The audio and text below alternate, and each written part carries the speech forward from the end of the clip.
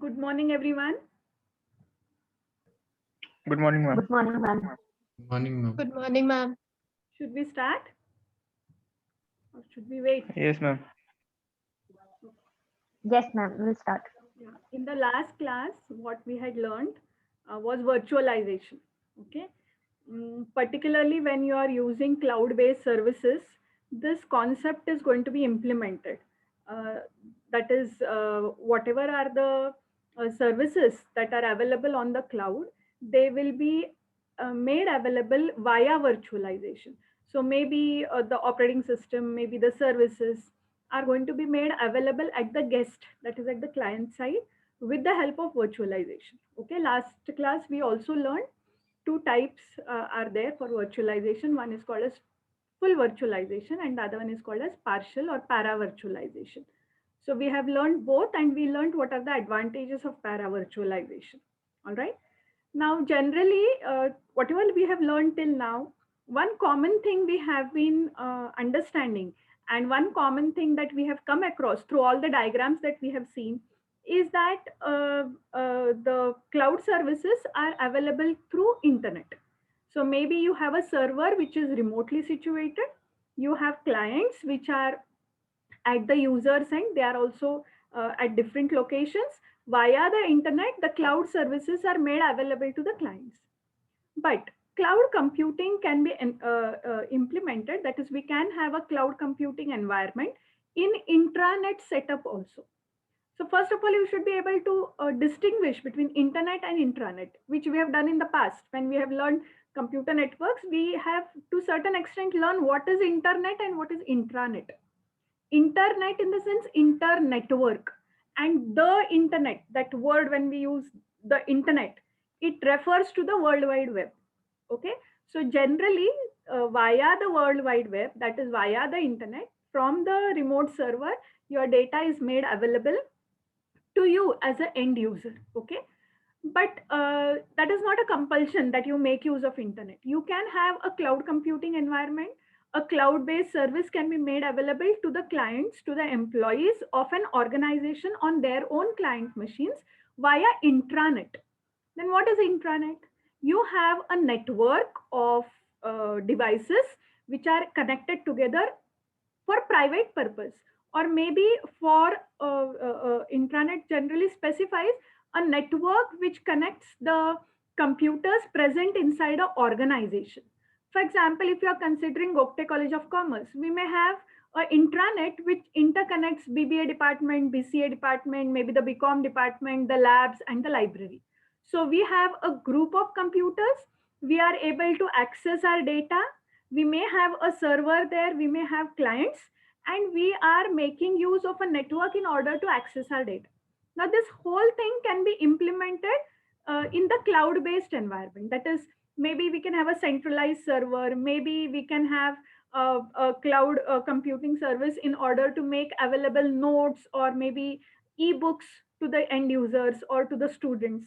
So what I'm talking about is an intranet. Here we are accessing an internal network. That is, cloud based services are made available to the user via a private network. Generally, when we refer to the internet, it is a public network. Why it's a public network? Multiple networks are being interconnected to form the internet. Whereas when we talk about intranet, it is a network present inside an organization. So imagine a corporate house which has got branches in all metropolitan cities. Then what they can do is they can create their own intranet connecting the branches present in Delhi, present in say Chennai, present in Bangalore, or maybe in Mumbai. These cities are being interconnected and used privately by them. Such a network, which is used only for their own organization, can also make use of cloud computing services. That is where intranet and cloud will come into picture. So, how does a intranet? How is the intranet going to operate? In case of an intranet, the components of the network are going to be same, like the client, the server, and hypervisor application. Yesterday, I was telling you what is meant by the hypervisor. It is the one which creates the virtual machine. Okay. So you are going to have in an intranet, you are going to have client, the server, and the hypervisor applications. These clients generally, not compulsorily, generally they are thin clients. So we know now what is thin client. That is, the end users are given terminals which do not have any processing speed or they do not have any storage capacity. They are able to access a centralized server or maybe a group of servers or maybe data centers are created. So now you have to look at this part of the network where you have thin clients and you have a server, and via the switch interaction is happening. So the data present on the server or the services of the cloud are made available via the switch on to the machines which are connected in the network. Now here what we are talking about is the intranet. But sometimes it may also be necessary to take the data from outside, maybe remotely situated uh, uh, server will come into picture. In that case, the internet will be used. But if you're looking at the left hand side of the network, what is being shown here is thin clients, the switch, and the server. Via the switch, we are able to store the data on the server and also obtain the services at the client side. So, general understanding what you have about cloud services in an internet environment, same is going to be there.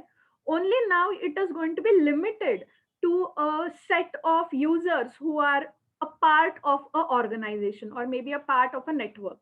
Such a setup is generally used, and that is called as the intranet. Okay. So now we are now going to, as I told you in this particular book, all the chapters that are there, they are from the point of view of cloud computing services and who are the companies who are providing these services. So as we are going to move ahead in this chapter, we are going to have a look at who are the first movers in the cloud. First movers in the cloud means who are the companies who were the pioneers in providing cloud services to the users. Okay. So one of the pioneering companies, one of the earliest players in the cloud computing environment was Amazon. So Amazon was one of the earliest companies to provide cloud services, and they came up with a lot of cloud services. Okay. In this chapter, we are just going to know their names. In the remaining chapters, we are going to understand them in detail. That is how they work, or maybe what kind of services that they provide, that we are going to learn in detail.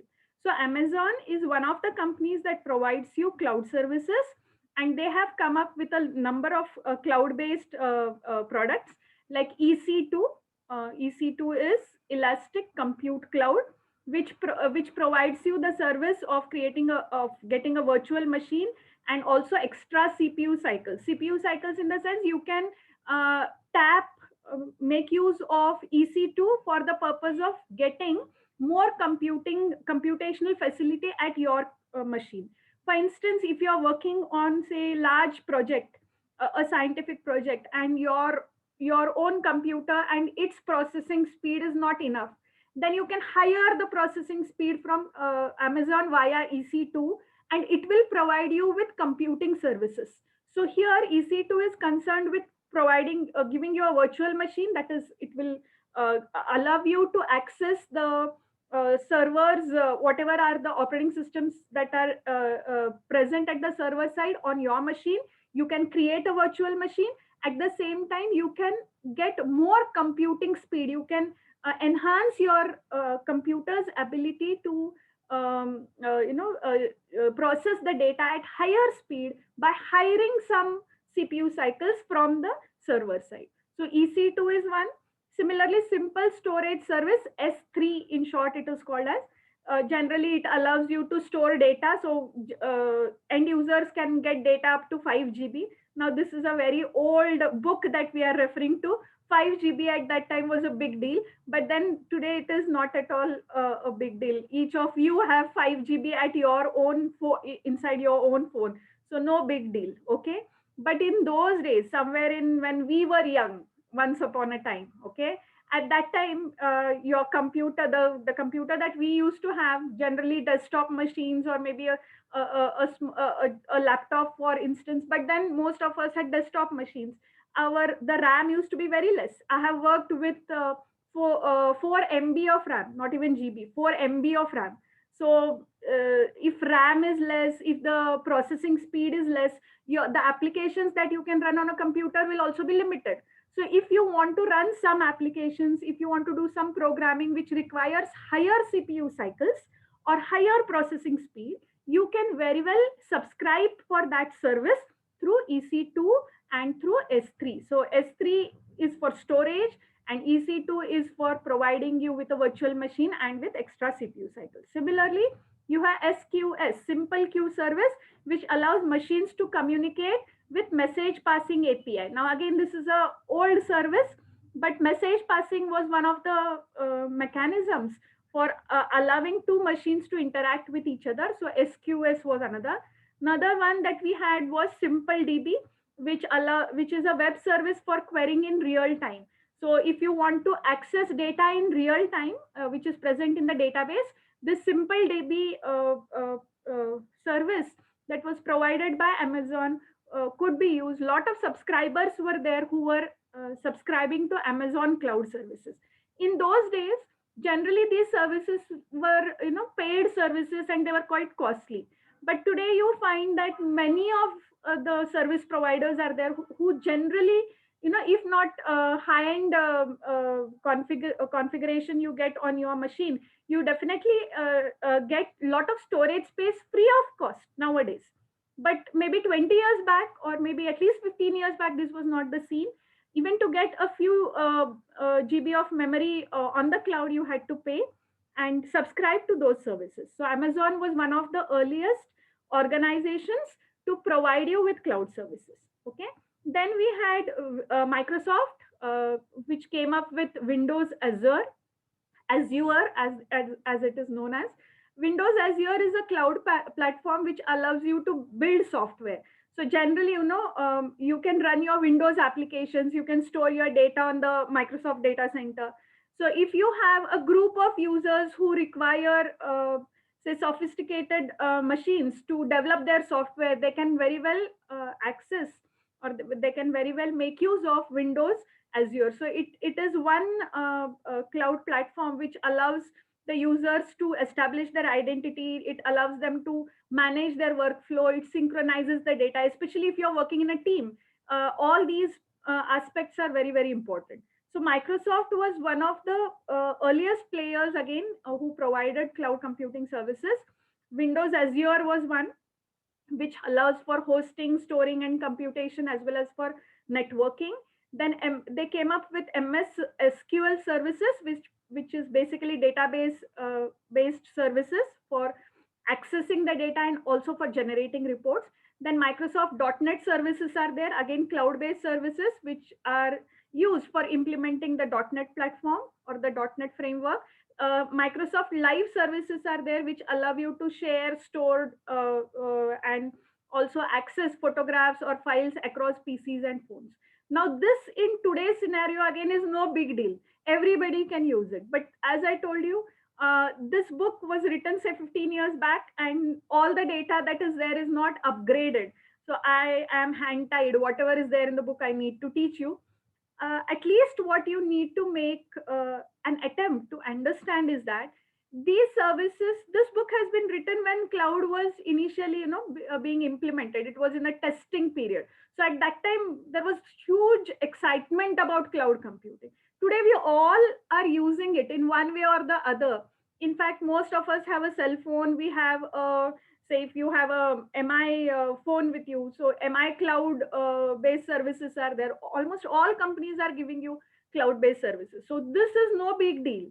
But then say 10 years back or 15 years down the line, if you think about them, these were among the earliest people who were trying and testing the cloud environment and giving us a lot of applications which we could use on the cloud. Okay, so Amazon is one, Microsoft is another. And throughout this book, we are going to learn this only, what Amazon has given us and what Microsoft has given us. This is just an overview. Okay, so now we come to one of the important points which I need to cover related to cloud computing. We are going to learn what are cloud services. What is meant by the word service? You people must have heard this, that say XYZ company provides you cloud service, or it gives you a cloud platform. Via the cloud you can access the data. So this word service is very commonly used in with respect to cloud computing. So we are going to understand what are services and what all types of services are there one by one. Okay, now the word service, what do we mean by the word service? Generally, services refer to the ability uh, of a particular cloud environment with respect to cloud, the ability to use reusable components across a vendor's network. That is called as a service. Generally, we use the word as a service, that is software as a service, platform as a service, infrastructure as a service. What does this mean? That the cloud providers, they have certain say maybe possibilities or facilities at their side, maybe at the server side, maybe in the form of software components, or maybe some subroutines are there. These are reusable components. Okay, they are made available to the client. So the ability to use, we are getting the capability, we are getting the capacity to use the reusable components with the help of a network. And generally that network is the vendor's network. Now, what do you mean by the vendor's network? Vendor is nothing but the cloud provider. That means, in short, the cloud provider will provide certain reusable components to the clients. Now, these reusable components could be hardware components, they could be middleware, they could be software. Okay. Now, how hardware components? You create a virtual machine. How software components? Maybe certain products are there, software products are there. Those are made available to the end user. So, the ability to use reusable components. These reusable components could be hardware, could be middleware, could be software, across a vendor's network. Now, vendor's network means you have a server via the internet, you are going to access it on your client. So the vendor will provide the service. Vendor means supplier. So who is a vendor? For example, suppose I run, imagine I'm Bill Gates. I'm not, just imagine. So I have Microsoft with me, and Microsoft network becomes the vendor's network. Or Amazon's network is nothing but the vendor's network. So the vendor is going to provide, the supplier, the cloud provider is going to provide the service. That is why it is called as the vendor's network. This ability to reuse the components is generally referred to in cloud computing environment as a service. Now you have to remember that as a service itself is considered as one word. So what is available as a service? Software could be available as service. Hardware could be available. Generally, we say SaaS, PaaS, and IaaS. That means SaaS means software as a service. PaaS means platform as a service, and IaaS means infrastructure as a service. So all these components are reusable and they are made available to the client. That is called as a service. So, what are the advantages of cloud services? Whenever we talk about cloud services, what advantage do we get? Low barriers to entry. That means available to small business. That means these cloud providers do not provide their services only to large organizations or large corporate houses. No, there is no barrier to entry. Barrier to entry means anybody can use cloud services. So this book is written say 15 years back. At that time, even small businesses were getting cloud services was a big deal. Today it is not. Today I and you can also get cloud services, that too free of cost. Okay, but you have to understand, say 10 years back this was a big deal. So low barriers to entry means anyone, maybe a small shopkeeper is there, or maybe a small retail store is there, or maybe a software development firm is there, they are a startup, they can also make use of cloud services. So low barriers to entry means it is not going to be restricted. These services need not be used only by large financial houses or maybe corporate houses. No, anybody who requires that service, even if he's a small vendor, a small business setup he has, he can still make use of it. Multi-tenancy. Multi-tenancy means what? What is the meaning of the word tenant? Tenant means if you're given your flat on rent, then the person who stays there, he becomes the tenant. That means he is using your house. So multi-tenancy means multiple users can share the resources. Multiple users can make use of the same services. So multi-tenancy in the sense, once those cloud products or cloud services are available, more than one users can use it. More than one users can share the resources. That is why we use the word multi-tenancy. More than one subscribers can hire the services. Large scalability. Large scalability means, in suppose right now you are a small business setup, a small startup, whatever are your requirements, based on that cloud services you are subscribing to. But tomorrow those cloud services are not enough because your organization is growing. More number of computers you have added. Suppose you have a software firm, you are developing software, you have started your own startup. Okay, so software development company. Initially 4 or 5 people are working. Maybe in future you are doing well, 50 people are working, 100 people are working, your number of users are increasing. Then in that case, the cloud services can support in future also. Right now if you need the support for 5 people, they can give you. In future you require the support for 50 people, they can give you. So that means as your company grows, the cloud services can also be increased in order to support more number of users. That is called as scalability. As the organization grows, the cloud services can support that many number of users. Next is device independence. Many a times these cloud services are independent of the device on which you are accessing the service.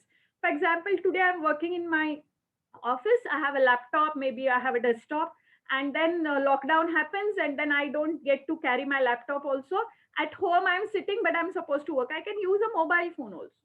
So these cloud services are not dependent on say desktop machine only they'll be available, or laptop machines only they'll be available. They could be available on personal digital assistants, they could be available for mobile phones, different devices. The cloud services can support different types of devices, so it is not dependent on the type of device. Okay, now in general, in a cloud environment we have 3 types of services, and this is very very important for exam. In general, you also should know which are the 3 cloud service models.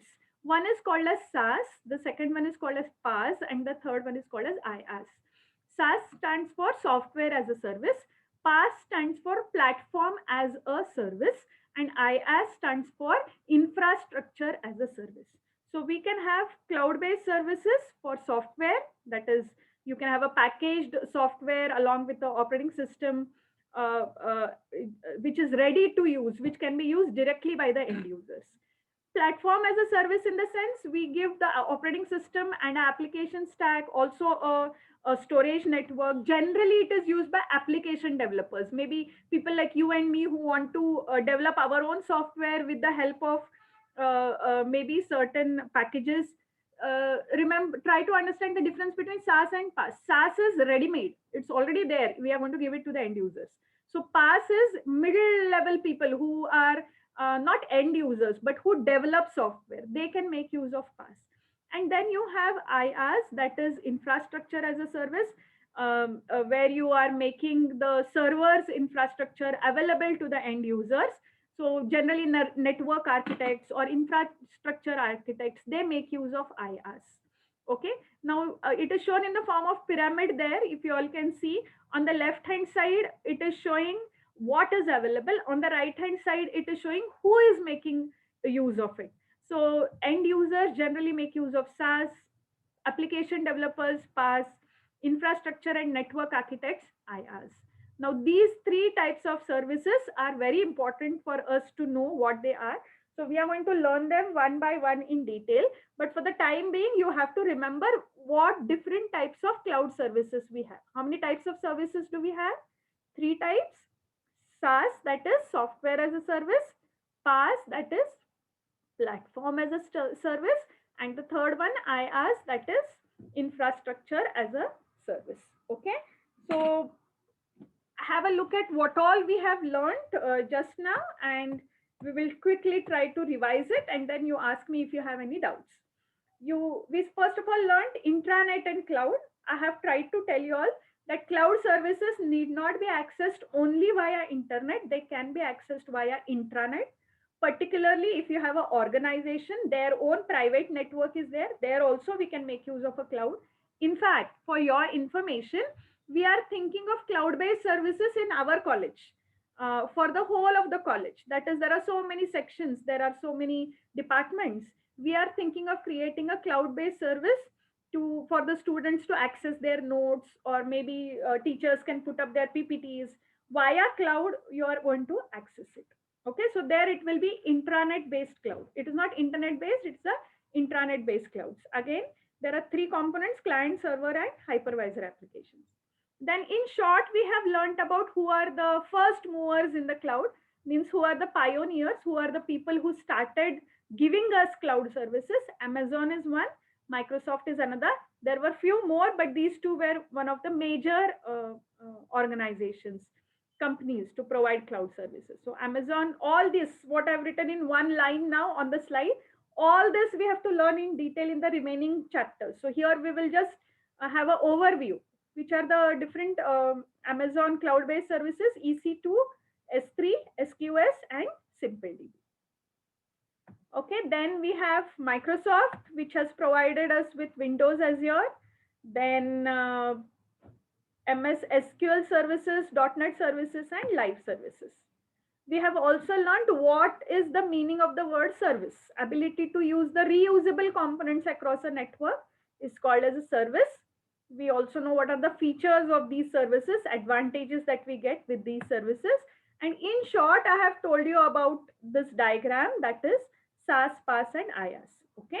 Now all this, that is all these three services, one by one we are going to learn every day. Tomorrow we are going to learn SaaS, then we will learn about PaaS, and the last one we will learn is infrastructure as a service. So there we'll learn in detail. Today only just remember the three types of cloud services. Okay, so someone was raising a hand. You have any doubt? All of you enter your attendance in the chat box. If you have any doubt, please unmute yourself and ask me. I don't know who had raised the hand.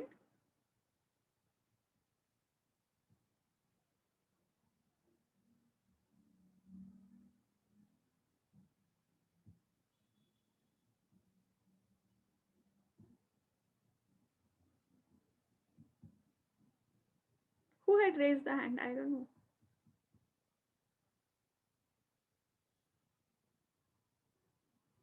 Okay, if you have any doubt, ask me. there is this particular syllabus is about 5 units, but very few.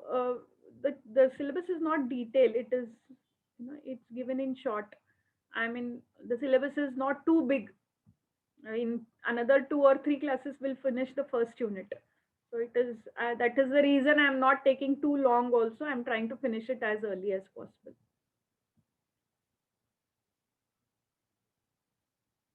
Yes, Siddharth Chadchar. Who is Siddharth Chadchar? And what is hoy? What is hoy? Unmute yourself.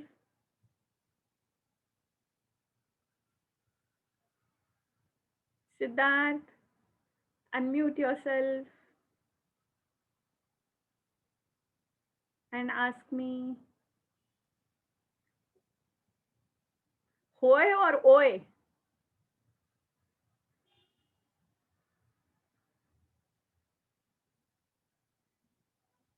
Are you able to hear me? By mistake, you raised your hand. Okay. Are you able to hear me, everyone? Yes, ma'am. Okay. Yes, ma'am. Do you have any doubt in what we learned today? This I'll teach you in detail tomorrow, but then till whatever we learned today, if you have any doubts, ask me. No, ma'am, not really. Okay. Then shall we stop? Yes, ma'am. Okay. Yes.